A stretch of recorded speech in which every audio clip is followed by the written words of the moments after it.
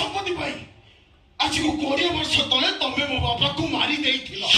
ଆରେ ସଞ୍ଜୁ ବାବୁ ମୋ ବାବା ନୁହଁ, ମୋ ମାକୁ ମଧ୍ୟ ତମେ ରେପ୍ କରି ମାରି ଦେଇଥିଲ। ମୋ ମା ମୋ ମା ସାବିତ୍ରୀ